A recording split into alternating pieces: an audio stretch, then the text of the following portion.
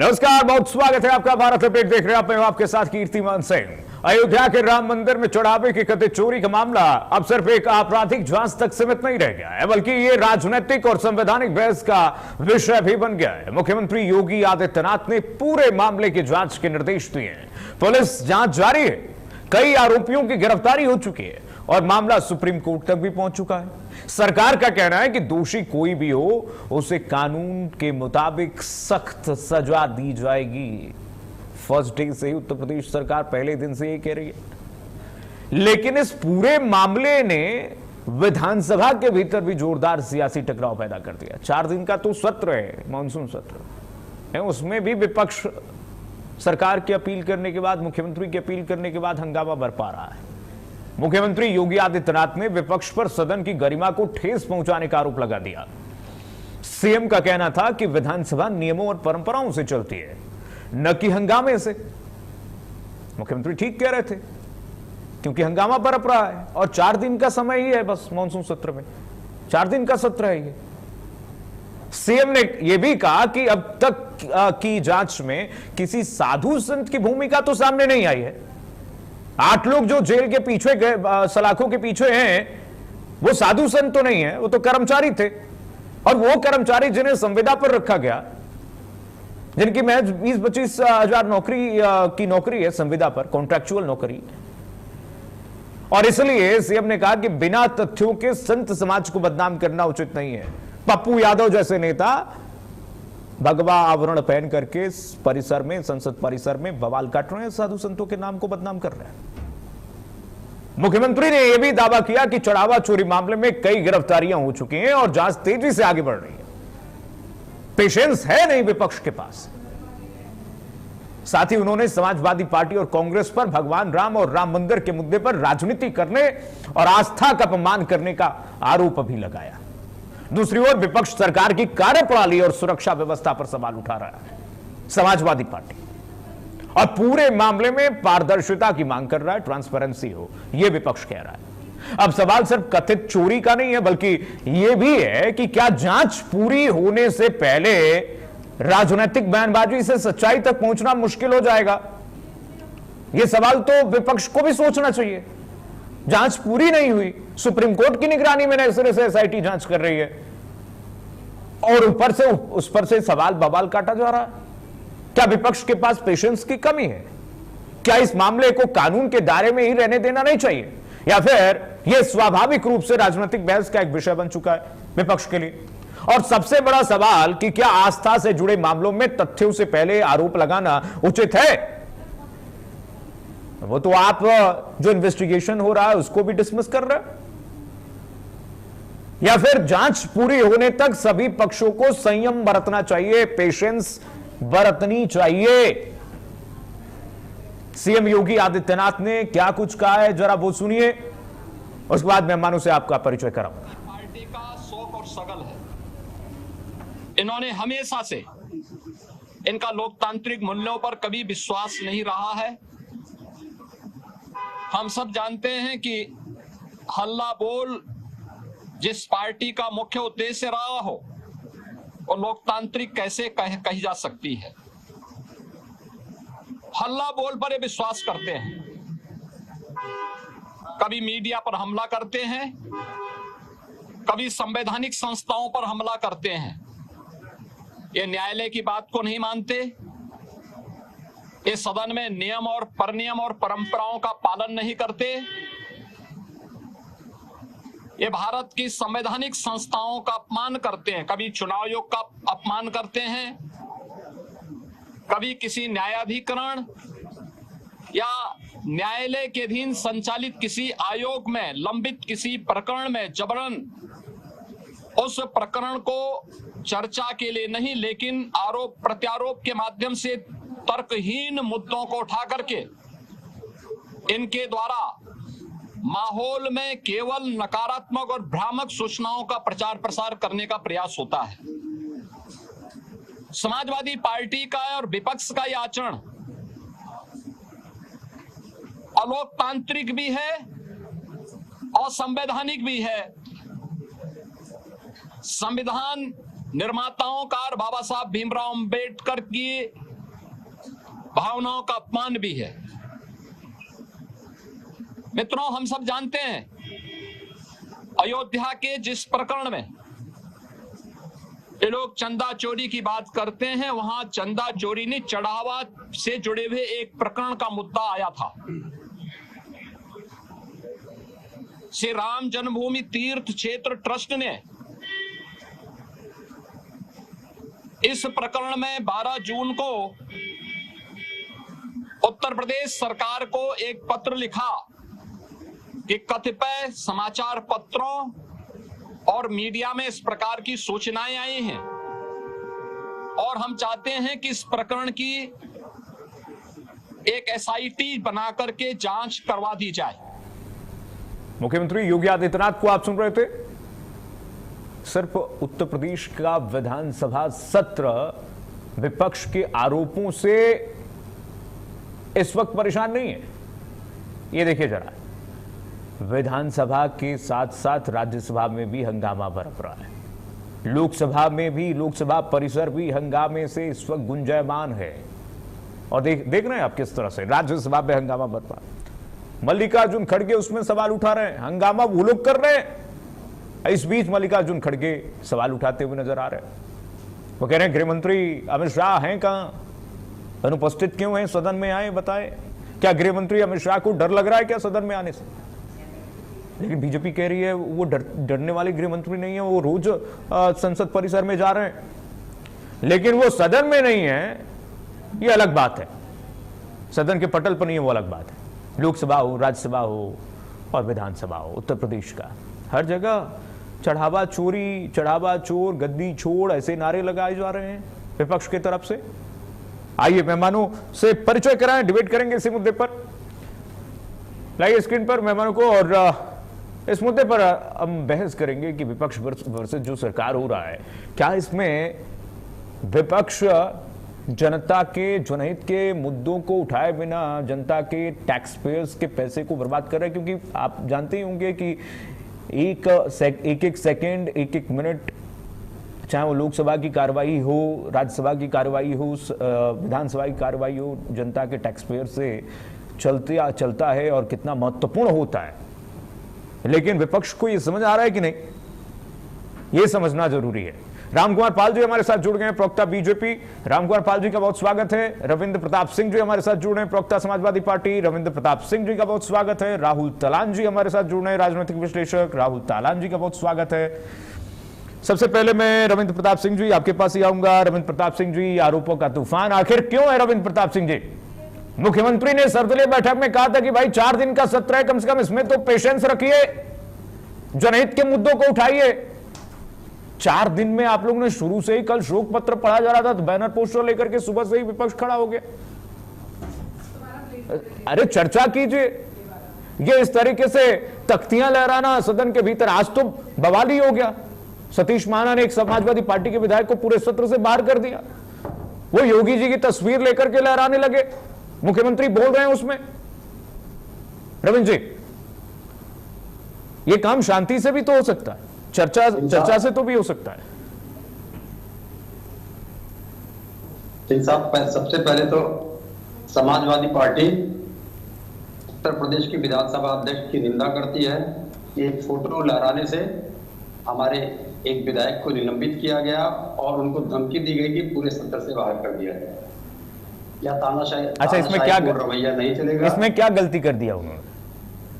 आप बीच में मुख्यमंत्री बोल रहे हैं और उसमें आपत्तिजनक टिप्पणी कर रहे हैं, मुख्यमंत्री के सामने उनकी फोटो लहरा रहे हैं। मर्यादा होनी चाहिए, डेकोरम मेंटेन होनी चाहिए, एटिकेट्स तो होनी चाहिए। मर्यादा भारतीय जनता, ये एटिकेट्स और मर्यादा भारतीय जनता पार्टी, खासकर मुख्यमंत्री जी को सीखना पड़ेगा, क्योंकि मुख्यमंत्री जी तो दूसरी बार आ रहे हैं विधानसभा में।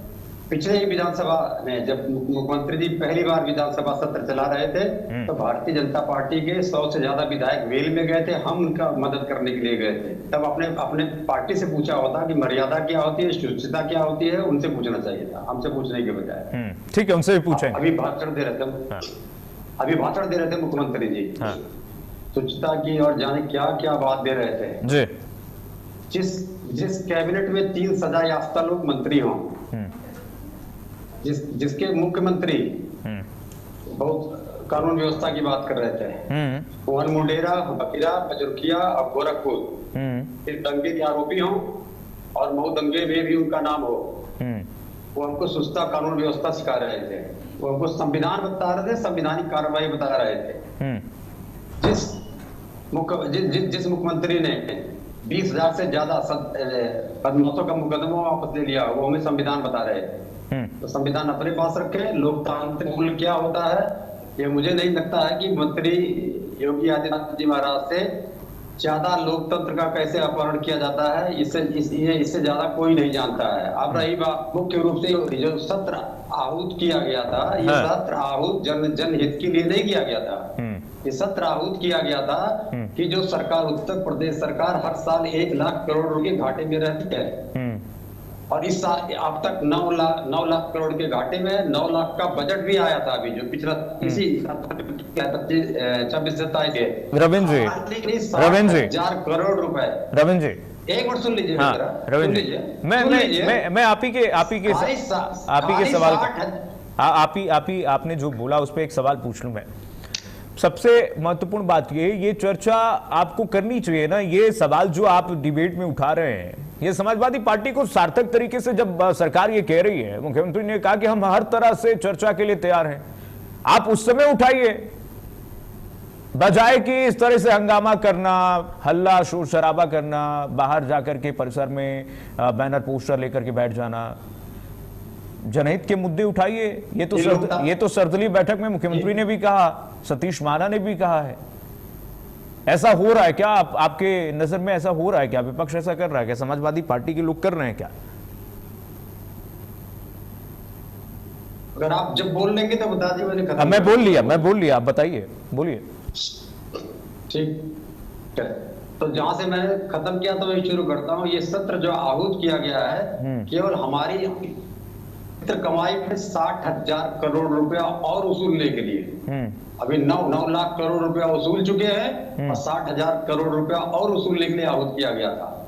जबकि हम जन मुद्दों के साथ हैं। पूरा देश चढ़ावा चोरी से परेशान, नीट के परेशान है, महंगाई से परेशान है, स्वास्थ्य व्यवस्था से परेशान है, सब कुछ परेशान है। उत्तर प्रदेश हर चीज में फिसड्डी है। लेकिन आप इस फिसड्डीपन में आप एक उन्मा पैदा करके विपक्ष को आरोपित करके आप 60,000 करोड़ रुपए ल जाते हैं हमसे। अरे आप आरोप तो आप लगा रहे हैं, जिसके पास कमाई, आरोप तो आप लगा रहे हैं।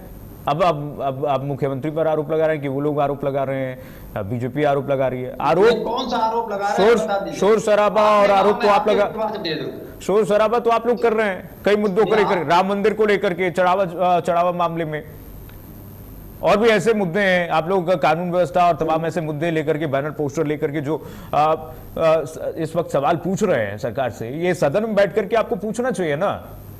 मुख्यमंत्री तो कह रहे हैं कि हम तो तैयार हैं, चर्चा के लिए तैयार हैं, लेकिन सार्थक चर्चा होनी चाहिए। सिंह साहब, जितने भी हरकत हमने किया है वो लोकतांत्रिक मर्यादा के अंतर किया है। मैं देखूंगा कि आप पूछते हैं कि नहीं। जब उनके 100 विधायक वेल में निकल के हंगामा काट रहे थे तो आप इस पे प्रश्न पूछेंगे कि नहीं, ये भी मैं अभी देख लूंगा। लेकिन जो कुछ भी हमने किया है तांत्रिक परंपरा है, आज से नहीं है। पहले विधानसभा से है उत्तर प्रदेश के, उसी का हमने पालन किया, जन मुद्दों को उठाया है। 60,000 करोड़ रुपया जनता का हड़पने के लिए तो आप आएंगे तो हम जन मुद्दे उठाएंगे और आस्थाओं का अपहरण करेंगे, ठीक है, और हमारा चढ़ावा चोरी करेंगे और झूठ बोलेंगे। आप ही ने कहा कि एसआईटी काम कर रहे हैं। एसआईटी ने क्या काम किया था? सुप्रीम कोर्ट के निर्देश पे आपने एक वक्तव्य दिया है, उसको सुन लीजिए। एक बिटिया के ऊपर एसआईटी जांच का आदेश दिया था सुप्रीम कोर्ट ने, चिन्मयानंद जैसे बलात्कारी के ऊपर में। उस एसआईटी की जांच हुई, एसआईटी की जांच सुप्रीम कोर्ट के निर्देश में हुई थी। उस बिटिया के ऊपर गंभीर आरोप लगा दिए, उसको जेल में भेजने की तैयारी कर ली गई। ये होता है उत्तर प्रदेश की एसआईटी। चलिए ठीक है, धन्यवाद। राम कुमार जी जवाब दीजिए सर। राम कुमार जी नमस्कार तीनों लोगों को और आपको श्रोताओं को। हाँ, देखिए, इन्होंने संविधान सिखाया तो इनका संविधान तो मुख्तारत से चलता था, अतीक अहमद से चलता था। इसी सदन में माइक तोड़ के केसीआर त्रिपाठी जी को घायल किया था। तो ये इनका संविधान है। और इनका विकास क्या था? विकास वहां पर होता था इटावा में, या वहां पे जो फिल्मी लोगों को लेके आके, वो इनका विकास था। और ये बार बार कहते मोर लखनऊ एक्सप्रेस वे बनाया। अरे बता दें कि सरकार का, राज्य सरकार का कितना पैसा लगा था? नितिन गडकरी के डिपार्टमेंट ने नहीं बनाया था क्या? अरे आगे मुख्यमंत्री रहते, लेकिन आप उसकी क्रेडिट लेना चाहते हैं। आज उत्तर प्रदेश में 25% देश का सड़कों का निर्माण हुआ है, एयरपोर्ट्स का है, विद्यालयों का है, महाविद्यालयों का है। आपसे ज्यादा ही हुआ है, आपसे 3 गुना ज्यादा हर क्षेत्र में। इस क्षेत्र में आपसे कम हुआ है, ये आप बताइए। आपकी जो विशेषता है उसी पे बात होगी कि आपने क्या किया न क्या नहीं किया, हमने क्या किया न नहीं किया। और विकास जो हो रहा है तो उसके ऊपर ही होगा काम। और जो अभी योगी जी ने कहा कि कार्रवाई हुई है, लोग पकड़े गए हैं, और अभी तक जो इन्होंने हंगामा लूटा है साधु संतों का अपमान करके, कौन सा साधु आरोपी पकड़ा गया उसमें? अगर हमने पकड़ने में कोई भूल की है, हाँ, ये सवाल तो मैं भी पूछने वाला हूँ। अपने नेता का बात को नहीं मानते। राम गोपाल वर्मा ने कहा, हाँ, राम गोपाल यादव जी ने, राइट भाई ये बहुत गलत है। हाँ, साधु कहीं चोरी में नहीं है, कोई पुजारी नहीं है। बताइए रविंद्र प्रताप सिंह जी, बताइए रविंद्र प्रताप सिंह जी। रविंद्र जी, राम गोपाल यादव खुद कह रहे हैं कि भाई ये पप्पू यादव ने गलत किया है, राम का अपमान नहीं करना चाहिए। कीर्तिमान जी एक बात हो रही थी। हाँ, बोलिए जल्दी बोलिए। मैं आपके सवाल इनकी नजर में हो, हाँ, और कोई भी इनकी नजर में हो जो 1000 लाख का घोटाला की बात करते, सुप्रीम कोर्ट में जाए, SIT के पास जाए। ये देश के चुने हुए प्रतिनिधि, प्रदेश की सबसे बड़ी पार्टी है, इनका दायित्व तो यहीं पे आगे बोलने का नहीं। हम निमंत्रित कर रहे हैं और भी लोगों को लीजिए। और इसमें 2-3 विटनेस है, महिपाल जी हैं, तो महिपाल सिंह, उनको विटनेस बनाना चाहिए। हमारे लोग नहीं बना रहे तो आप उसमें जोर डालिए ना। अगर आपको क्यों 100-125 लोग चुन के दिए विधायक, किस कारण दिए? आपको हल्ला मचाने के लिए, दलाली करने के लिए? आप अपना दायित्व क्यों नहीं निभाते? अगर सरकार कहीं भूल कर रही है तो आप बताइए रविंद्र जी, अपना दायित्व क्यों नहीं निभा रहे हैं आप लोग? रविंद्र जी बताइए, दायित्व क्यों नहीं निभा रहे हैं आप लोग? रविंद्र जी को लाइए स्क्रीन पे। रविंद्र जी जवाब दीजिए जल्दी से, उसके बाद में भारतीय जनता पार्टी के प्रवक्ता ने, बोलिए। भारतीय जनता पार्टी के प्रवक्ता ने जो कहा उसका कानूनी पहलू की जानकारी नहीं है। जब किसी संस्था में चोरी होती है तो उस चोरी जो रिपोर्ट उस संस्था के व्यक्ति द्वारा जाके लिखाई जाती है, SIT जांच नहीं होती है। हाँ। फिर जब जो उस संस्था की चोरी की रिपोर्ट मान लीजिए लिखाई दी गई तो नामजद रिपोर्ट लिखाई गई, तो नामजद रिपोर्ट के अलावा किसी भी व्यक्ति से, मान लीजिए आपके चोरी होती है, IO आएगा तब IO आएगा तो वहां चाय वाले से पूछेगा, वहां की आसपास के जो CCTV वो भी निकलवाएगा। आज तक किसी से पूछ नहीं हुआ। अब ये कह रहे हैं कि आप क्यों नहीं जा रहे हैं? हाँ। अरे संस्था में चोरी हुई है राम तीर्थ क्षेत्र के, हाँ, और हम चले जाएं?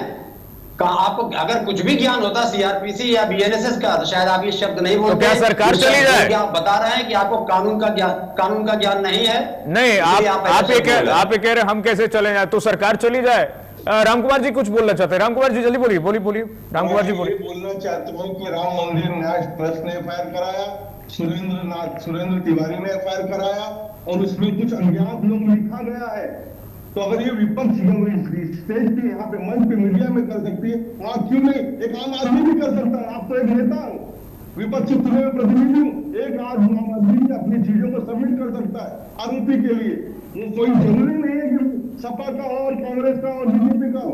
अगर उसके पास साक्ष्य है तो वहां दे सकता है। संजय सिंह ने किया है, आम आदमी पार्टी के कई लोगों ने, हाँ, संजय सिंह ने तो किया है। हाँ, बिल्कुल। अगर सरकार सत्ता में नहीं कर पा रही, आपके पास जानकारी है, आप ओपन कीजिए, चोरों को नंगा कीजिए। अब चोरों के पक्ष में नहीं रहते हैं, बिल्कुल है ही नहीं। मतलब रविंद्र जी, समाजवादी पार्टी सीधे स्पीच पर आने से बच रही है क्या? आप लोग बच रहे हैं क्या चुनाव को देखते हुए? सुन लीजिए, पहले जो इलीगलिटी बताई जा रही है भारतीय जनता पार्टी के प्रवक्ता से, आपने उसमें हाँ में हाँ मिलाया। बोलिए। संजय सिंह जी ने जमीन के मामले में, बिल्कुल बोलिए। बिल्कुल दिया है, आप क्या मना कर रहे हैं? दे सकते हैं, आपकी सवाल का जवाब है कि दे सकते हैं। बोलिए। मतलब मुझे नहीं बोलने देने का इरादा रखते हैं तो बता दीजिए, नहीं बोलेंगे। अरे बोलिए, आप ही बोल रहे हैं रविंद्र जी। मैं तो राहुल मैं राहुल जी के पास नहीं जा पा रहा हूँ। मैं राहुल जी के पास नहीं जा पा रहा हूँ। आप दोनों लोग जाइए, आप चले जाइए।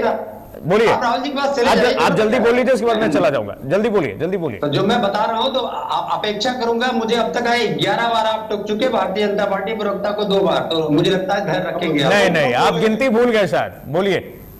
हम बहुत कम बोले हैं, आप ज्यादा बोले। बोलिए रविंद्र जी, बोल लीजिए। बोलिए, हमारे पास समय है। ये जो बता रहे हैं, जो संजय सिंह साहब ने जो साक्ष्य दिया है, एसआईटी ने उसकी घोषणा किया था, एसआईटी को जाके दिया है, आईओ को नहीं दे सकते हैं। आईओ की जो प्रक्रिया है वो सीआरपीसी और बीएनएसएस से चलती है, तो उसमें जाके कोई भी अपने मन से साक्ष्य नहीं दे सकता। साक्ष्य संकलन का काम इन्वेस्टिगेशन ऑफिसर का होता है। इन्वेस्टिगेशन ऑफिसर जिसके पास जाएगा उससे साक्ष्य संकलन करेगा। इन्वेस्टिगेशन ऑफिसर की एक गलती हो रही है कि उन्होंने केवल उसी 8 आरोपी जो नामजद थे उनका इंट्रोगेशन किया है, किसी एक भी आदमी से इंट्रोगेशन नहीं किया, जबकि जो जिम्मेदार लोग होते हैं उनसे भी इंट्रोगेशन किया जाता है। तो जब ये मामला न्यायालय में जाएगा तो जो प्रतिपक्ष का वकील होगा उठाएगा, बिल्कुल इस मामले को उठाएगा। हम नहीं उठा सकते हैं। एसआईटी के मामले में हमसे कहा गया था, तो संजय सिंह ने जाके या हमारे पवन पांडे जी ने जाके साक्ष्य वहां प्रस्तुत किए थे। तो पहले सही बात बोला करिए, नई जानकारी है तो उस मुद्दे को मत छेड़िए, कोई दंगाई वाली बात करिए जैसे आप लोग करते हैं, गुंडा दंगा और जाने क्या क्या बोलते हैं वही बोला करिए। लेकिन जब कानून की बात बोलिए, कम से कम ऐसा बोलिए जो कानून की किताबों में लिखा हो और जनता के समझ में आवे। जी धन्यवाद। चलिए ठीक है। राहुल तालाब जी, मैं आऊंगा राम कुमार जी जवाब लूंगा आपसे, लेकिन मैं बहुत देर से राहुल जी से एक इनिशियल कमेंट नहीं ले पाया। राहुल जी, इस पूरे परिस्थिति को कैसे देखें हम? अब जो हर सदन में हम देख रहे हैं, चाहे लोकसभा हो, राज्यसभा हो, या फिर अब उत्तर प्रदेश का विधानसभा हो, हर जगह राम मंदिर गूंज रहा है, विपक्ष सवाल उठा रहा है। इसको पूरे परिदृश्य को कैसे देखें? क्या ये राजनीतिक लाभ लेने के लिए ये मुद्दा उठाया जा रहा है? क्या इस वक्त उत्तर प्रदेश चुनाव है, 5 राज्यों में आने वाले समय में चुनाव है, क्या सबसे बड़ा मुद्दा और सबसे बड़ा एक तरीके से हम कह सकते हैं एसेट हो गया है क्या राम मंदिर का ये मामला विपक्ष के लिए? देखिए कीर्तिमान जी, मुझे लगता है कि जैसा आपने बोला कि राजनीतिक लाभ लेने के लिए उठाया जा रहा है मुद्दा, बिल्कुल राजनीतिक लाभ लेने के लिए उठाया जा रहा है। कौन सी ऐसी पॉलिटिकल पार्टी है जो राजनीतिक लाभ के लिए मौके को छोड़ती है? वो ठीक है कि वो बात करेंगे, समाजवादी पार्टी का तो भगवान राम से वैसे भी कुछ लेना देना नहीं था, वो हो सकता है कि उनका जो प्रवक्ता है उनका लेना देना हो, लेकिन समाजवादी पार्टी का पैसे पहले नहीं था। ये जब 22 के इलेक्शन के बाद भगवान राम और बाकी भगवानों से धीरे धीरे लेना देना शुरू हुआ है इनका, नहीं तो समाजवादियों का क्या भगवान से लेना देना। तो ये जब हिंदुइज्म की पॉलिटिक्स ने स्ट्रॉन्ग उपस्थिति दर्ज कराई भारतीय राजनीति में, तो सबको हिंदुओं से लेना देना हो गया, हिंदुओं के मुद्दों से लेना देना हो गया, हिंदुओं के देवी देवताओं से लेना देना हो गया। जिनको अपमान से कोई फर्क नहीं पड़ता था भगवान के, अब उनको भी अपमान से फर्क पड़ने लग गया है। तो हर कोई अगर जो जैसे ही आप भगवान की बात करेंगे, कहीं भी कोई भी भगवान का अपमान करेगा तो सारी पार्टियां अचानक से आ जाती है मीडिया में, बोलती है कि ये गलत हुआ है, बिल्कुल गलत हुआ है। तो ये बहुत लंबे समय तक चलेगा जब तक चुनाव नहीं हो जाते हैं। राम मंदिर मुद्दा समाजवादी तान के रखेगी और जितनी कोशिश होगी उसको उतना आगे लेके जाएंगे। बात यह है कि बीजेपी कैसे पीछा छुड़ाएगी। बीजेपी पीछा छुड़ा पा रही है, नहीं छुड़ा पा रही है। बीजेपी फिलहाल बैकफुट पे नजर आ रही है। एक तो जो पेपर लीक मामला था उससे बैकफुट पे नजर आ रही है, राम मंदिर वाले मुद्दे, चंदा चोरी मामले से बैकफुट पे नजर आ रही है। बीजेपी के इवन प्रवक्ता भी बहुत स्ट्रांगली पक्ष रख नहीं पा रहे। मैं तो इस भारतीय राजनीति में ये जो शिफ्ट हुआ है इसको देख के दंग हूं कि जो हिंदुओं की राजनीति बीजेपी करती थी, खुद समाजवादी पार्टी अचानक से उसको धार देने लग गई है। हाँ। तो ये जो शिफ्ट हुआ है ये बड़ा हास्यास्पद है भारतीय राजनीति में कि अब देखिए बीजेपी को मैं ये बात ये हो जाती है बीजेपी बैकफुट पे क्यों है। बीजेपी बैकफुट पे इसलिए है क्योंकि बीजेपी के जितने प्रवक्ता है ना उनमें से आधे से का तो कोई लेना ही देना नहीं है पार्टी की अब जो आइडियोलॉजी उससे लेना देना नहीं है। इंपोर्टेड प्रवक्ता है, कोई यहाँ से आया, कोई वहां से आया, कोई किसी विचारधारा में पल्लवित हुआ है, कोई किसी विचारधारा में पल्लवित हुआ है, कोई समाजवादी विचारधारा को मानने वाला रहा था और फिर राजनीतिक लाभ लेने के लिए बीजेपी में आ गया, प्रवक्ता बन गया।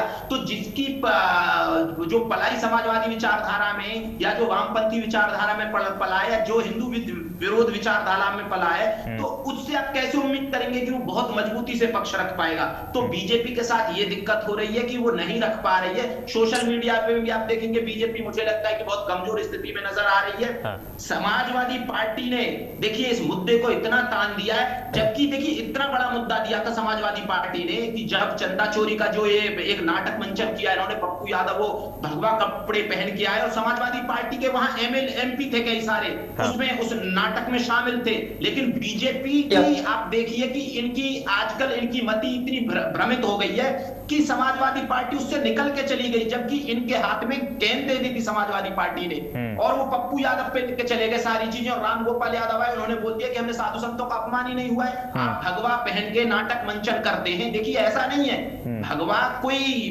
भारत की जो सभ्यता है उससे बहुत रिलेशन है भगवा का।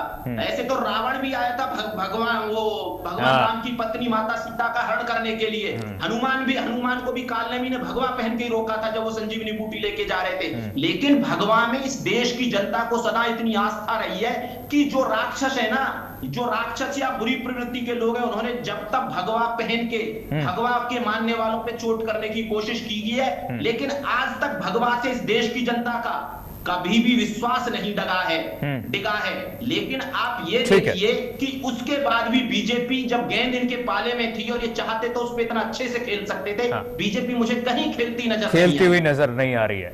आपने बिल्कुल स्पष्ट कहा, ठीक कहा राहुल तालाब जी, आपकी बातों से मैं सहमत हूं। लेकिन एक बात मैं इसमें डिफर करूंगा, जो आपने कहा कि ball is in your court, BJP की कोर्ट में थी बॉल, लेकिन बीजेपी उसे कैच नहीं कर पाई। राष्ट्रीय स्तर पर भारतीय जनता पार्टी कितनी कैच कर पाई, उसको नहीं कर पाई, ये तो लोग देख रहे हैं, ये बीजेपी वाले समझें। लेकिन मैं एक बात जरूर कहूंगा कि उत्तर प्रदेश में मुख्यमंत्री योगी आदित्यनाथ ने उस बॉल को कैच नहीं, छक्का और चौका मारने का काम किया उन्होंने। मुख्यमंत्री योगी आदित्यनाथ अब एक काम कर रहे हैं, आप देखते होंगे अगर उनकी रैलियों भाषण को आप हर जिले में देख रहे होंगे तो आपने सुना होगा कि मुख्यमंत्री बता रहे हैं कि ये लोग समाजवादी पार्टी का जो कुनबा है, इन लोगों ने किस तरीके से राम भक्तों पर गोली चलवाने का काम किया, राम मंदिर की सीढ़ियों पर नमाज पढ़वाने का काम किया। आप महसूस कीजिए जरा, मुख्यमंत्री लगातार 75 जिलों में घूम रहे हैं जब उत्तर प्रदेश के, तो इस बात का जिक्र करना नहीं भूल रहे। एक बात बताइए, इस बात का जिक्र करना नहीं भूल रहे हैं। तो मुख्यमंत्री ने तो कैच, एक और चीज कहता सिर्फ कैच ही नहीं कर रहा, मुख्यमंत्री सिर्फ कैच ही नहीं कर रहे हैं, मुख्यमंत्री सिर्फ कैच ही नहीं कर रहे हैं, आ रहा हूं आपके पास, लेकिन जो बॉल उन पर पड़ रही है उस पर चौके छक्के लगा रहे हैं उत्तर प्रदेश में। अब राष्ट्रीय स्तर पर बीजेपी क्या कर रही है, इस मुद्दे को भुना रही है कि नहीं भुना रही है, यह उनका शीर्ष नेतृत्व जाने। लेकिन यूपी में कम से कम ऐसा नहीं हो रहा है। अब बोलिए राहुल तालाब जी, उसके बाद मैं रामकुमार पाल जी से ही प्रश्न पूछूंगा। आप कहते हैं कि वो मुलायम सिंह यादव ने राम भक्तों पे गोली चलवाई, चलिए ये बात मैंने मान ली। लेकिन जब सदन में वो जितेंद्र सिंह कहते हैं कि जो गोलियां हैं वो मजिस्ट्रेट के आदेश पे, डीएम और एसडीएम के आदेश पे चलती है, तो समाजवादी पार्टी ने उस मुद्दे को भी तो लपका। राम गोपाल यादव ने सबसे पहले इसी चीज का जिक्र किया कि आज तक आप 30 साल से आरोपित करते आ रहे हैं, तो इस वक्त मैं यही कह रहा हूं। अरे वही राम गोपाल यादव जी, नहीं एक मिनट राहुल तालाब जी रुकिए, वही राम गोपाल यादव का स्टेटमेंट है, राज्यसभा में बोलते हुए उन्होंने कहा कि हां कोई भले मुल्ला मुलायम कह ले, कुछ भी कह ले, लेकिन हमने मस्जिद को बचाई है, हमने गोली चलवाई है। मैंने वीडियो देखा है और मुलायम सिंह यादव ने भी बखूबी, स्वर्गीय मुलायम सिंह जी ने भी, स्वर्गीय राइट एब्सोल्युटली। तो ये तो साक्ष्य है ना, खुद कमजोर कर ले रहे हैं, ये तो लड़ाई कैसे लड़ेंगे? नहीं, ये तो साक्ष्य है ना, खुद मुलायम सिंह यादव जी ने उसको कबूल किया, उसको कहा कि हाँ मैंने सपोर्ट किया है, कोई भले कुछ कहे मुझे, मुल्ला मुलायम कुछ भी कहे, लेकिन हाँ हमारी सरकार में गोलियां चली हैं बचाने के लिए मस्जिद को। गृहमंत्री अमित शाह ने तो ऐसा नहीं कहा ना, गृहमंत्री अमित शाह ने तो ऐसा नहीं कहा ना। अब मैं रामकुमार पाल जी के पास आऊंगा, रामकुमार पाल जी, अब जो राहुल एक मिनट रुकिए, राहुल तालाब जी ने जो आपसे प्रश्न पूछा कि आप लोग राष्ट्रीय स्तर पर इस पूरे मुद्दे को भुना क्यों नहीं पाए, क्यों बॉल जो है समाजवादी पार्टी और विपक्ष के हाथ में दे दिए? ये पूछ रहे हैं सवाल राहुल जी। राहुल जी ने बड़ी बातें बहुत अच्छी रखी है, लेकिन राहुल जी उसी दौर के हैं जो हाथ पर और साइकिल के नाम पर जो वोट पढ़ते थे वो नहीं पढ़ते हैं अभी। वो जनता बहुत जागरूक हो गई है, कौन क्या कर रहा है, कौन क्या नहीं कर रहा है, सब पता लग रहा है। अगर नीट पेपर लीक में 2012 से 2017 में यूपी में कितने पेपर लीक हुए, किसकी सत्ता थी, ये सब जनता जान रही है और जनता को जनाया जा रहा है। ये नहीं है। अभी हमारे बड़े भाई रविंद्र प्रताप जी ने क्या बोल दिया कि पवन पांडे साक्ष्य देने गए थे। पवन पांडे का वीडियो है कि मेरे पास कोई साक्ष्य नहीं था, मेरे राष्ट्रीय अध्यक्ष ने कहा, मैंने भी कह दिया। ये उनका वीडियो है, उपलब्ध है कि मेरे पास कोई साक्ष्य नहीं है चंदा चोरी के मामले में। तो ये मैं कहूंगा कि जब चोर का अगर साथ दोगे तो चोर और बढ़ता है। जैसे इनके काल में अतीक बढ़ गए, इनके काल में मुख्तार बढ़ गए। चोर को चोर करना चाहिए और चोर को पकड़वाना चाहिए। हम उस पक्ष के लोग हैं, हम सेवाधारी लोग हैं, हम सेठ नहीं है। हम परिवार के लिए कुछ योगी जी और मोदी जी किसी परिवार के लिए नहीं काम कर रहे, देश के लिए काम कर रहे हैं। देश जितना समृद्ध होगा उसमें हर वर्ग, हर व्यक्ति को उसमें साथ देना चाहिए। हर व्यक्ति का देश है ये किसी सपा के वालों का परिवार का देश नहीं है, ये कांग्रेस वाले के परिवार का देश नहीं है। और हम लोग टिकट के लिए नहीं मरते राहुल जी, हम सिर्फ सच्चे दिल से हिंदू के लिए, हिंदू बातों के लिए और सनातन के लिए। सनातन का 2014 से पहले क्या हाल था और क्या हाल करके रखा था इन्होंने। सारा अनुदान अल्पसंख्यक को दिया जाता था। और इनसे सवाल करता हूं मैं कीर्तिमान जी आपकी उपस्थिति में, देश में क्या मुसलमान अल्पसंख्यक है या उससे और कोई दूसरा अल्पसंख्यक है? हिंदू भारत में हिंदुओं के बाद सबसे बड़ी संख्या मुसलमानों की है। इस रविंद्र प्रताप जी से पूछिए कि मुसलमान अल्पसंख्यक है क्या? इतने आप अनुदान देते हो हर चीज पे, और देते हो लाखों करोड़ का। दूसरे टीवी की बात करते, टीवी को क्यों नहीं दिया? और आज तक वाई को क्यों नहीं दिया? एम को तो दिया, वाई को क्यों नहीं दिया? इतने सालों से वाई आपके साथ में नहीं है। यादव तक को नहीं दिया जो इनके कुल खानदान के हैं। तो ये क्या बात कर रहे हैं? और बताइए हमारे चैनल पे हमारे श्रोताओं को कि अल्पसंख्यक मुसलमान है। ठीक है, मैं रविंद्र प्रताप जी से जवाब लूं उससे पहले रविंद्र जी को यह कहना चाहूंगा। रविंद्र जी, अटल जी ने एक बहुत अच्छी बात कही थी, जो वीडियो भी सोशल मीडिया पर अब वायरल हो रहा है। सदन में उन्होंने कहा कि आप सबसे मतभेद कीजिए, सबसे विरोध कीजिए, लेकिन राम का विरोध मत कीजिए। जब जब राम का विरोध हुआ है तब तब विपक्ष ने उसका घाटा उठाया है। नहीं बताएंगे, रुके ना राम कुमार जी, रुके। को ये राज्यसभा और लोकसभा में भेजेंगे। राम कुमार जी रुके। तो जब जब अटल जी ने कहा कि जब जब आपने राम का विरोध किया आपको घाटा उठाना पड़ा। तो बस मैं यही कहूंगा कि राम का विरोध करते करते ये मत भूल जाइए कि राम इस देश की आस्था हैं, इस संस्कृति, ये भारतीय संस्कृति के प्रतीक हैं। और राम के फोटो को आप किसी के पैरों में रख देंगे? हैं? ये सम्मान है भगवान के प्रति, ये आस्था, ये आपको नहीं लगता है कि आस्था को ठेस पहुंचाई गई है? अरे भगवा का इस्तेमाल किया, ठीक है आप लोगों ने, लेकिन क्या आप भगवान राम के चित्र को किसी के जूते पर रख देंगे? कीर्तिमान जी, बाल स्वरूप अयोध्या का मूर्ति था, आज किसी के पैरों पर रख देंगे? इसकी निंदा होनी चाहिए रविंद्र प्रताप सिंह जी। और जो निंदा नहीं करेगा, अटल जी की वाणी सत्य होगी। रविंद्र जी बोलिए, अनम्यूट कीजिए, अनम्यूट कीजिए रविंद्र जी, अनम्यूट कीजिए। मैं कह रहा हूं अगर जवाब सुनने का धैर्य हो तब तो मैं बोलूं। अगर आपको हमारे पास 1 घंटे का समय, 1 घंटे का समय दिया गया है, 1 घंटे का समय, बोलिए। चलिए सुन लीजिए।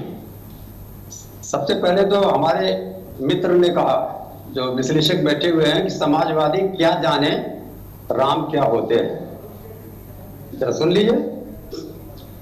जो समाजवादी सबसे बड़े चिंतक हुए हैं, जिनके दर्शन पे हम लोग चलते हैं, राम मनोहर लोहिया जी, उन्होंने एक निबंध लिखा था निबंध लिखा था राम कृष्ण और शिव। उनसे बड़ा समाजवादी तो कोई हुआ नहीं आजादी के बाद में। और उन्होंने लिखा था कि इस देश में राम कृष्ण और शिव मूल आत्मा है। शायद उनको जवाब मिल गया होगा। अब आइए, आप राम के अपमान की बात कर रहे हैं, टोकिएगा मत प्लीज। राम का अपमान कैसे होता है? जब उत्तर प्रदेश सरकार का एक कैबिनेट मंत्री कहता है कि वो अवैध संतान है, अभी तक कैबिनेट मंत्री है। प्रभु राम के परिवार का किसने कहा था? होता है, नाम भी बताइए, नाम भी बताइए किसने कहा था, नाम क्यों भूल रहे हैं? संजय निषाद, संजय निषाद। ठीक। और उत्तर प्रदेश के डिप्टी सीएम, अब नाम पूछ रहे, नाम भी बता देता हूं, दिनेश शर्मा ने कहा था कि माता जानकी टेस्ट ट्यूब बेबी हैं। तब प्रभु श्री राम के परिवार का अपमान हुआ था।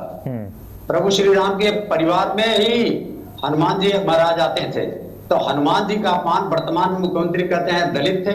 मोदी जी हवा में उड़ा देते हैं, भोपाल के मुख्यमंत्री हवा में उड़ा देते हैं, और नवीन जी जो रामकुमार जी पार्टी के पैदल उनको नचा देते हैं आगे। इससे आगे भी बढ़ जाते हैं। हिंदू धर्म को सनातन कैसे बनाया इन्होंने? इनके जो मुखिया हैं पेरेंट बॉडी के, मोहन भागवत जी, वो कहते हैं कि साहब हिंदू शब्द ही बाहर से आया हुआ है, जबकि स्कंद पुराण में हिंदू शब्द का बार बार उल्लेख आया हुआ है।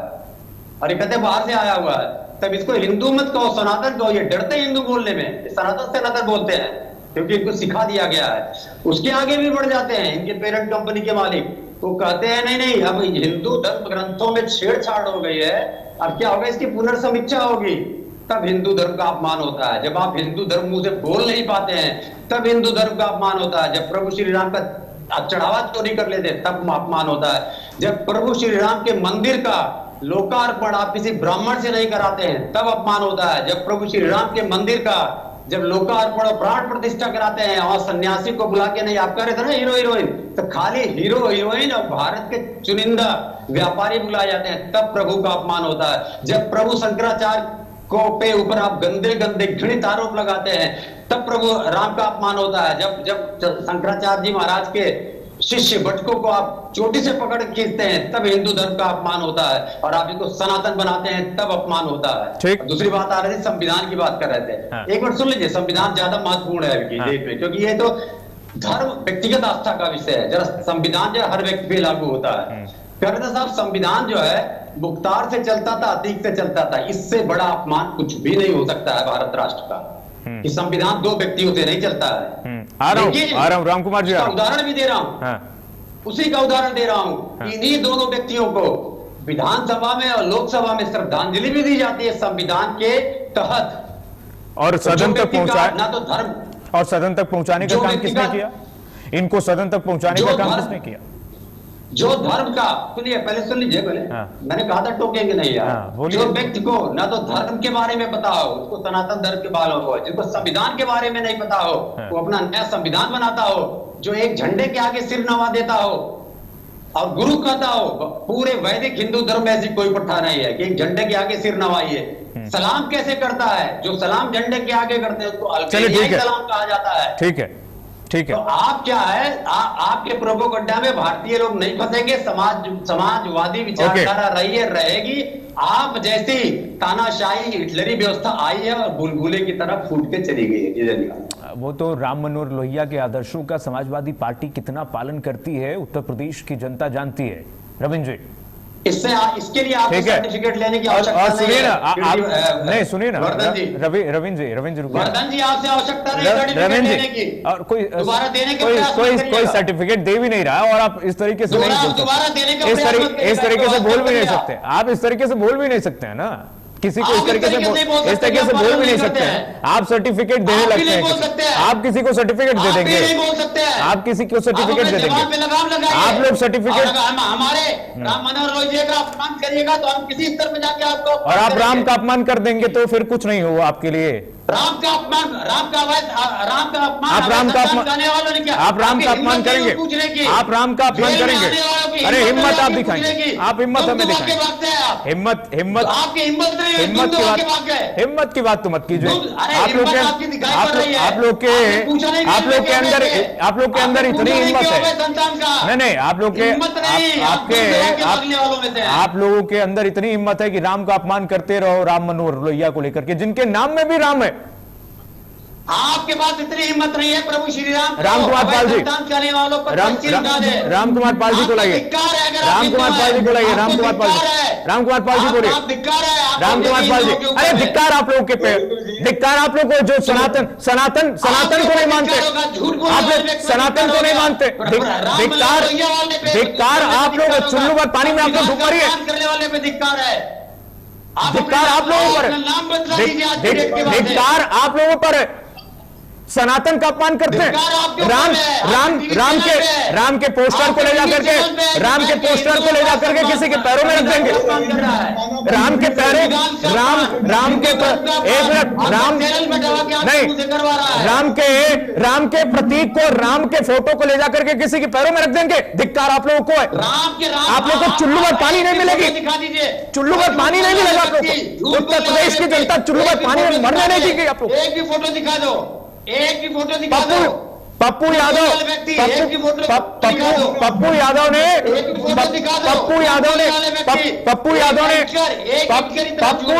ने संसद में, एक मिनट रुके, आप लोग झूठ बोलते हैं, एक मिनट रुके, इनका म्यूट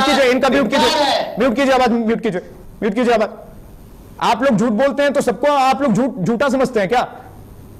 सोशल मीडिया पर जो वीडियो सर्कुलेट हो रही है वो झूठी है क्या? झूठी है क्या?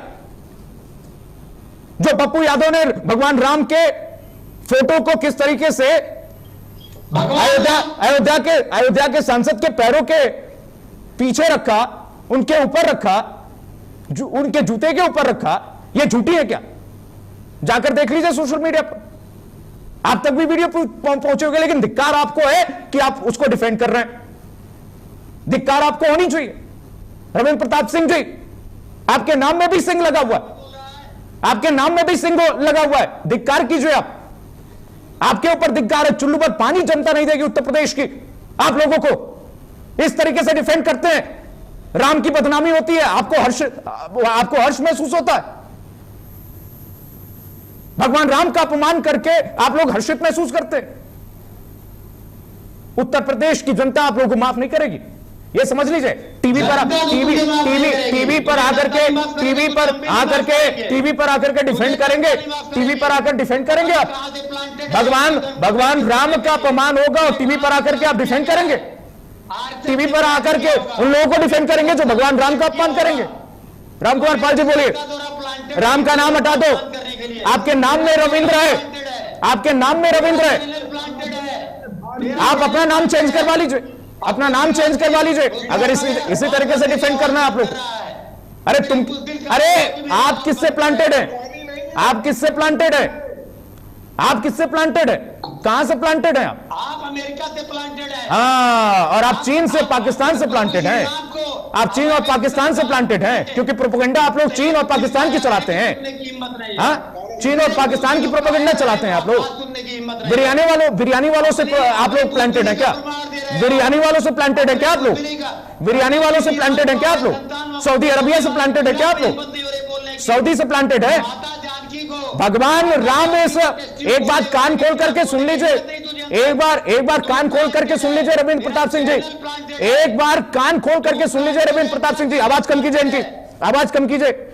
एक बार कान खोल करके सुन लीजिए, दोनों कान को खोल करके सुन लीजिए, डबल हिंदी में सुन लीजिए, डबल हिंदी में सुन लीजिए। राम इस देश के आस्था के प्रतीक है और राम का अपमान ये देश कभी नहीं सहेगा। और आप जैसे लोग टीवी पर आकर के डिफेंड करते हैं कि भगवान राम का अपमान नहीं हुआ, शर्म आती है, शर्म आती है आप लोगों को। राम कुमार पाल जी बोलिए, राम कुमार पाल जी को राम कुमार पाल जी को बोलिए, राम कुमार पाल जी, राम कुमार पाल जी बोलिए, राम कुमार पाल जी बोलिए। ये बाबरी मस्जिद वाले हैं, ये जिलानी वाले हैं, ये राम को अवैध कब्जा करने वाले कहने वाले हैं। इनके अखिलेश यादव जी ने कहा था कि पत्थर रख दो, झंडा रख दो, मंदिर दिखा रहा है ये कीर्तिमान नाम का जो बुजदिल अमेरिका प्रसिद्ध आदमी है, बुजदिली दिखा रहा है मेरी आवाज बंद करके। अरे रविंद्र जी, माफी मांग, आपकी हैसियत नहीं है, आपकी हैसियत नहीं है खरीदने की मुझे, आपकी हैसियत नहीं है। भगवान राम से माफी मांगो तुम लोग, भगवान राम से माफी मांगो। ना अखिलेश यादव की हैसियत है, ना अखिलेश यादव की हैसियत है, तुम्हारी हैसियत नहीं है, तुम्हारी हैसियत नहीं है, करने वाले के तुम्हारी हैसियत नहीं है, माफी मांग ले, तुम्हारी हैसियत नहीं है। यही तो आता जाता तुम्हारा नेता माफी मांगे, तुम्हारा नेता माफी मांगे, तुम्हारा नेता माफी मांगे, इस देश से तुम्हारा नेता माफी मांगे, अखिलेश यादव माफी मांगे, तुम लोग माफी मांगो, तुम लोग माफी मांगो। रविंद्र प्रताप सिंह अपने नाम के आगे सिंह लगा करके, अपने नाम के आगे सिंह लगा करके रामद्रोहियों का डिफेंड करते हो, रामद्रोहियों को डिफेंड करते हो। अपने नाम के आगे कलंक है, चुल्लू भर पानी में डूब मरो, चुल्लू भर पानी में डूब मरो। अपने नाम के आगे सिंह लगा करके रामद्रोहियों को डिफेंड करते हो, रामद्रोहियों को डिफेंड करते हो। अपने नाम के आगे सिंह लगा करके, अपने नाम के आगे सिंह लगा करके रामद्रोहियों को डिफेंड करते हो। आवाज कम करिए, आवाज कम करिए, इनकी आवाज कम करिए। रामकुमार पाल जी बोलिए, रामकुमार पाल जी बोलिए, अपनी बात रखिए। रामकुमार जी बात रखिए अपनी, ये लोग बकवास करने आते हैं इसी तरीके से। रामकुमार जी बोलिए, रामकुमार जी बोलिए, लाइए रामकुमार पाल जी को, रामकुमार पाल जी को लाइए, अनम्यूट कीजिए, अनम्यूट कीजिए रामकुमार पाल जी, अनम्यूट कीजिए। इन लोगों के पास लॉजिक नहीं है, तर्क नहीं है, और हर जगह जाकर के टीवी पे यही लोग ये बक रहे हैं बस। इन लोगों के पास तर्क नहीं है। हिंदू धर्म का अपमान करने वाले ये नाम के आगे सिंह लगा करके रामद्रोही बने हुए ये लोग, रामद्रोही बने हुए। अब क्या स्थिति हो रही है देश में, क्या स्थिति हो गई, पप्पू यादव गिड़गिड़ाने लगे, क्या स्थिति हो गई है देख लो जाकर के, पप्पू यादव से पूछो, पप्पू यादव पूछो। अरे अभी जनता जवाब दे देगी, अभी जनता जवाब दे देगी, अरे अभी जनता जवाब दे देगी, उत्तर प्रदेश की जनता जवाब दे देगी, उत्तर प्रदेश की जनता जवाब दे देगी, उत्तर प्रदेश की जनता, उत्तर प्रदेश की जनता। मुझे जवाब देने की आवश्यकता नहीं है। रामकुमार पाल जी बोलिए, रामकुमार पाल जी बोलिए, रामकुमार पाल जी बोलिए। अरे संविधान को कौन कुचला? 1975 में संविधान को कौन कुचला? इमरजेंसी में कौन कुचला? आज उनके साथ हो तुम लोग, आज उनके साथ हो। रामकुमार पाल जी बोलिए, रामकुमार पाल जी बोलिए। भगवान राम को अवैध, अरे बुजदिल क्यों आवाज बंद कर रहा है? रामकुमार पाल जी बोलिए, बुजदिली का प्रमाण मत दे। रामकुमार पाल जी चल रही है, एक सनातनी कीर्तिमान को धमका रहे ये इतनी बुजदिल, इनकी औकात नहीं है, इतना बुजदिली का प्रमाण मत दे। इनकी बंद करेगा, अरे तू बुजदिल होगा, इनकी हैसियत नहीं है, नहीं तू बुजदिल होगा, इनकी हैसियत सत्ता में लाने वाले हम, इनकी औकात नहीं है। सत्ता में ये दो कौड़ी के लोग, ये दो कौड़ी के लोग, हमें नहीं लाएंगे, हमें दम करेंगे। ये दो कौड़ी के लोग हमें दम करेंगे, ये दो कौड़ी के लोग हमें दम करेंगे, ये दो कौड़ी आवाज कम नहीं निकल पा रहे हैं, आवाज कम कीजिए। ये दो कौड़ी के लोग हमें धमकाएंगे, इनकी हैसियत नहीं है, इनकी हैसियत नहीं है। ये रामद्रोही हैं, रामद्रोहियों की स्थिति क्या हो रही है अब वीडियो आप देखते ही होंगे। रामकुमार पाल जी बोलिएगा जरा, इनकी हैसियत है, ये हमें धमकाएंगे। रामकुमार पाल जी आप भी गजब बात कर रहे हैं। रामकुमार जी बोलिए, बोलिए, बोलिए, रामकुमार जी बोलिए, रामकुमार जी बोलिए, बोलिए रामकुमार पाल जी, ये बंद करिए। बुजदिल आदमी क्या बंद रामकुमार जी बोलिए। सनातनी कीर्तिमान को धमका रहे हैं, ये इनका आचरण, यही 22वीं बार बंद किया इस बुजदिल आदमी ने, नहीं, इस बुजदिल आदमी ने ये आरएसएस के रोटियों पे पलने वाले ये 22वीं बार मेरी बंद किया। ये लोग जो राम का अपमान करते हैं, ये लोग जो राम का अपमान करते हैं, ये चरित्र, ये चेहरा दिख रहा है। राहुल तालान बोलेंगे, राहुल तालान, आवाज कम करिए, आवाज कम करिए। इस आदमी की आवाज कम कीजिए, इस आदमी की आवाज कम कीजिए, बिल्कुल। राहुल तालान बोलेंगे, राहुल तालान बोलिए, बिल्कुल। बकैती झाड़ना है टीवी पे आकर के, बिना लॉजिक, बिना तर्क के, जैसे आपके नेता झाड़ते हैं। बोलिए राहुल तालान बोलिए। अगर आप बकैती झाड़े तो आप डिबेट से आउट हो जाइएगा, तुरंत आउट हो जाइए। रविंद्र प्रताप सिंह जी, आप लोग जैसे लोगों की जरूरत नहीं है। जनता सुनती है, मुद्दे पर बैठती है, बात सुनती है, देश देखता है। आप बकैती करने आते हैं यहां पे। राहुल तालान बोलिए, बोलिए राहुल तालान की आवाज दीजिए पीसीआर। हाँ, राहुल तालान की आवाज, हाँ बोलिए करना पड़ेगा। राहुल तलाल, बोलिए अरे बोलिए। अरे तुम लोग मांगो, राहुल तलाल बोलिए।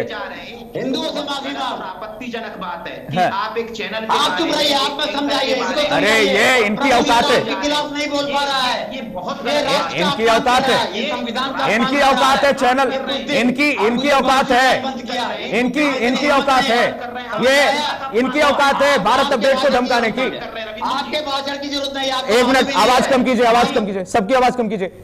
इनकी औकात, इनकी हैसियत है भारत अपडेट राष्ट्रीय चैनल को धमकाने की है, और कीर्तिमान सिंह को धमकाने की। इनकी औकात नहीं है।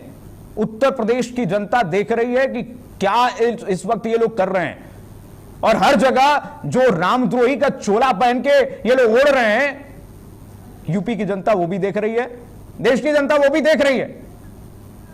ये हमें धमकाएंगे, इनकी हैसियत नहीं है, इनकी हैसियत नहीं है, ये हमें धमकाएंगे। और इनका चरित्र, चाल, चेहरा, चरित्र टीवी पर लोग देखते हैं, सिर्फ भारत अपडेट पर नहीं, अन्य टीवी चैनल पर भी। ये इन लोगों के पास कोई तर्क नहीं है, और रामद्रोही बने फिरते हैं, राम का अपमान करते हैं, उसके बाद कहते हैं हम हिंदू हैं, बड़े वाले हिंदू हैं, क्योंकि इन्हें तो सिर्फ वोट बैंक से मतलब है, क्योंकि चुनाव आने वाला है। और अभी ये लोग समझ रहे हैं कि राम सनातन के ट्रैक पर नहीं चलेंगे, जनता इनकी औकात दिखा देगी, जैसे कि पश्चिम बंगाल में दिखाई है। पश्चिम बंगाल में जनता जिस तरह के, देखिए अभी बक बक बक कर रहे हैं, बक बक बक बक कर रहे हैं, इनकी हैसियत नहीं है। और ये लोग समझ चुके हैं कि राम का अपमान अब करेंगे। रामगोपाल तभी तो आए, रामगोपाल यादव ट्रैक पर लाने के लिए, डैमेज कंट्रोल करने के लिए, कि हमारे नेताओं से अगर गलती हुई है तो रामगोपाल यादव आकर के कह रहे हैं कि पप्पू यादव ने गलती की है, क्योंकि समाजवादी पार्टी को पता है कि हमने बहुत गलती कर दी। एक तरफ अखिलेश यादव अब सनातनी हो रहे थे, अब अखिलेश यादव सनातनी हो रहे थे, लेकिन बीच में हो गया ब्लंडर, बीच में ब्लंडर कर दिया इन लोगों ने राम का अपमान करके। तो रामगोपाल यादव तो जाहिर सी बात है डैमेज कंट्रोल करने के लिए आएंगे, और ये लोग आएंगे टीवी पर बैठ करके बकैती झाड़ने के लिए।